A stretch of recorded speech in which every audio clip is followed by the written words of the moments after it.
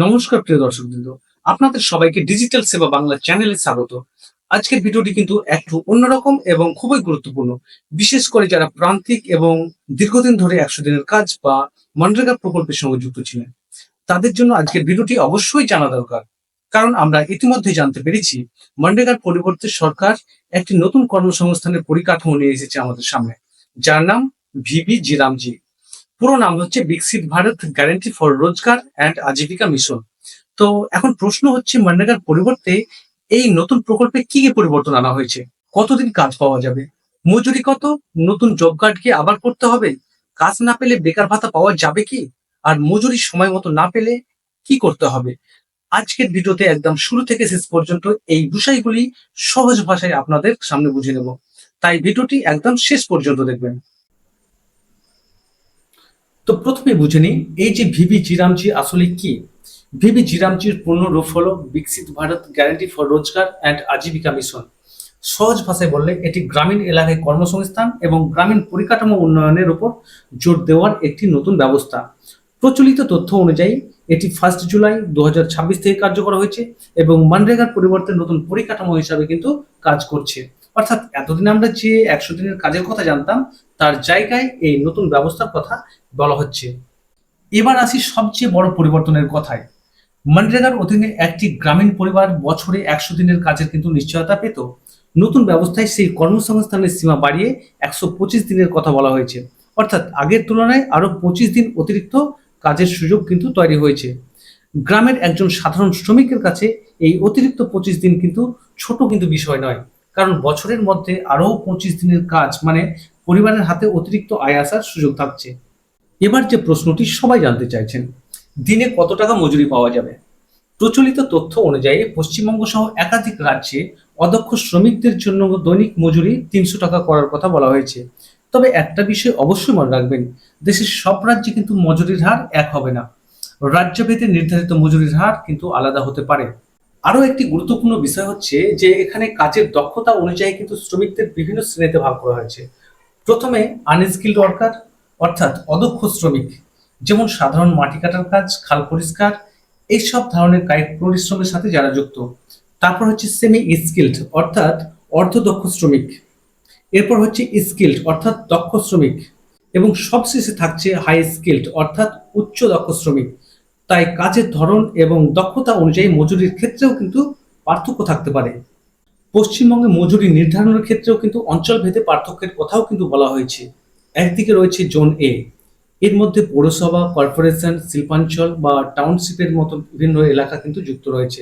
অন্যদিকে রয়েছে zone B, যেখানে মূলত অন্যান্য গ্রামীণ এলাকা কিন্তু পড়বে। তাই কাজ কোথায় হচ্ছে এবং শ্রমিক কোন শ্রেণীতে পড়ছেন, তার উপরেই কিন্তু মজুরি নির্ধারণের বিষয়টি কিন্তু নির্ভর করতে পারে। এবার আসি, এই প্রকল্পে আসলে কি ধরনের কাজ হবে। শুধু রাস্তা তৈরি বা মাটি কাটার মধ্যেই কিন্তু সীমাবদ্ধ থাকবে না। কাজগুলো মূলত 4টি বড় ধরনের ক্ষেত্রে কিন্তু ভাগ করা হয়েছে। প্রথম ক্ষেত্র হলো জল নিরাপত্তা এবং জল সংরক্ষণ, যেমন পুকুর খনন, পুরনো পুকুর সংস্করণ, খাল তৈরি বা সংস্কার, বৃষ্টির জল সংরক্ষণ, জলাধার এবং জল বিভাজিকা উন্নয়নের মতো কাজ। অর্থাৎ গ্রামের জল সমস্যা মোকাবেলার দিকেও কিন্তু গুরুত্ব দেওয়া হয়েছে। দ্বিতীয় বড় ক্ষেত্র হলো গ্রামীণ পরিকাঠামো। এর মধ্যে গ্রামের রাস্তা তৈরি বা উন্নয়ন, পঞ্চায়েত ভবন, অঙ্গনওয়াড়ি কেন্দ্র এবং শৌচাগারের মতো কাজ থাকতে পারে। তৃতীয় বিষয় হলো জীবিকা সংক্রান্ত পরিকাঠামো, স্বনির্ভর গোষ্ঠীর জন্য ভবন, পশুপালনের সেট, খাদ্যশস্য সংরক্ষণের গুদাম এবং দক্ষতা উন্নয়ন ক্ষেত্রের মতো কাজ এখানে গুরুত্ব পাবে। অর্থাৎ শুধু আজকের কাজ নয়, ভবিষ্যতে গ্রামের মানুষের আয়ের সুযোগ তৈরির দিকেও কিন্তু নজর দেওয়া হয়েছে। চতুর্থ ক্ষেত্র হলো জলবায়ু এবং দুর্যোগ মোকাবেলা, বন্যা প্রতিরোধের ব্যবস্থা, ঘূর্ণিঝড়ের আশ্রয়কেন্দ্র, বৃক্ষরোপণ এবং পরিবেশ সংরক্ষণের মতো কাজ এই বিভাগের মধ্যে কিন্তু করতে পারে। বিশেষ করে পশ্চিমবঙ্গের মতো রাজ্যে এই ধরনের কাজের গুরুত্ব কিন্তু অনেক বেশি। এবার প্রশ্ন হচ্ছে, কারা এই কাজের জন্য আবেদন করতে পারবেন। প্রচলিত নির্দেশনা অনুযায়ী 18 বছর বা তার বেশি বয়সী গ্রামীণ এলাকার বাসিন্দা যিনি নির্ধারিত শ্রমমূলক কাজ করতে ইচ্ছুক, তিনি আবেদন করতে পারবেন। অর্থাৎ পরিবারের সবাই অটোমেটিকভাবে কাজ পাবেন বিষয়টি এমন নয়, যোগ্য ব্যক্তি কাজের জন্য আবেদন করবেন। এবার আসি জব কার্ডের কথায়। নতুন ব্যবস্থায় নতুন ধরনের গ্রামীণ রোজগার গ্যারান্টি কার্ড দেওয়ার কিন্তু কথা বলা হয়েছে। আবেদন করার পর নির্দিষ্ট সময়ের মধ্যে জব কার্ড দেওয়ার বিধান রয়েছে। তবে যাদের পুরনো জব কার্ডের ইকোওয়াইসি সম্পন্ন হয়েছে তাদের ক্ষেত্রে সেই কার্ডের বৈধতা নিয়ে কিন্তু আলাদা নির্দেশনা থাকতে পারে। আবেদনের ক্ষেত্রে অফলাইন এবং অনলাইন এই দুই ধরনের ব্যবস্থার কথা বলা হয়েছে। অফলাইনে গ্রাম পঞ্চায়েত এবং বিডিও অফিসে যোগাযোগ করতে পারেন। এছাড়া অনলাইন ব্যবস্থার মাধ্যমে আবেদন এবং স্ট্যাটাস দেখার সুযোগ কিন্তু থাকতে পারে। এবার সবচেয়ে গুরুত্বপূর্ণ বিষয়, মজুরি কিভাবে পাবেন। আগের মতো হাতে নগদ টাকা দেওয়ার পরিবর্তে সরাসরি ডিবিটি অর্থাৎ ডাইরেক্ট বেনিফিট ট্রান্সফারের মাধ্যমে কিন্তু টাকা পাঠানোর ব্যবস্থা রাখা হয়েছে। শ্রমিকের ব্যাংক অ্যাকাউন্ট অথবা পোস্ট অফিসের অ্যাকাউন্টের মাধ্যমে কিন্তু টাকা জমা হবে। প্রচলিত নির্দেশ অনুযায়ী মজুরি প্রদানে অযথা দেরি করা যাবে না এবং নির্দিষ্ট সময়ের মধ্যে কিন্তু টাকা দেওয়ার কথা বলা হয়েছে। ধরুন আপনি কাজ করেছেন, হাজিরাও সম্পন্ন হয়েছে, কিন্তু নির্ধারিত সময়ের মধ্যে মজুরি পেলেন না। এই পরিস্থিতিতেও কিন্তু শ্রমিকের অধিকার রয়েছে দেরি হলে নির্দিষ্ট সময় অনুযায়ী ক্ষতিপূরণের দাবি করা। অর্থাৎ শুধু কাজ করিয়ে নিয়ে টাকা আটকে রাখা যাবে না। আর একটা খুব গুরুত্বপূর্ণ বিষয়, আপনি কাজের জন্য আবেদন করলেন কিন্তু নির্ধারিত সময়ের মধ্যে আপনাকে কাজ দেওয়া হলো না, তাহলে নির্দিষ্ট নিয়ম অনুযায়ী বেকার ভাতা পাওয়ার কিন্তু অধিকার কিন্তু আপনার রয়েছে। তাই শুধু কাজ পাইনি বলে চুপ করে বসে থাকবেন না, আবেদন করার প্রমাণ এবং তারিখ সংরক্ষণ করে রাখবেন। এবার আসি নতুন ব্যবস্থার আরেকটি গুরুত্বপূর্ণ বিষয়ের দিকে। এখানে প্রযুক্তির ব্যবহার বাড়ানোর কথা কিন্তু বলা হয়েছে। কর্মস্থলে হাজিরা যাচাইয়ের জন্য ফেস রিকগনিশন বা বায়োমেট্রিক পদ্ধতি কিন্তু ব্যবহার করা হতে পারে। কাজের স্থান এবং কাজের অগ্রগতি যাচাই করতে জিও ট্যাগিং ব্যবহার করা হতে পারে। এছাড়াও এআই এবং ডিজিটাল মনিটরিং এর মাধ্যমে প্রকল্পের কাজ নজরদারি করার কথাও কিন্তু বলা হয়েছে।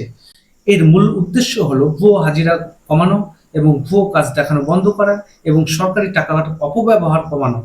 আর স্বচ্ছতার জন্য রয়েছে সোশ্যাল অডিট, অর্থাৎ শুধুমাত্র অফিসের লোকজনই কিন্তু কাজ দেখে চলে যাবেন না, গ্রাম সভার মাধ্যমেও কাজের হিসাব এবং প্রকল্পের বাস্তবায়ন নিয়ে সামাজিক নিরীক্ষার ব্যবস্থা থাকবে।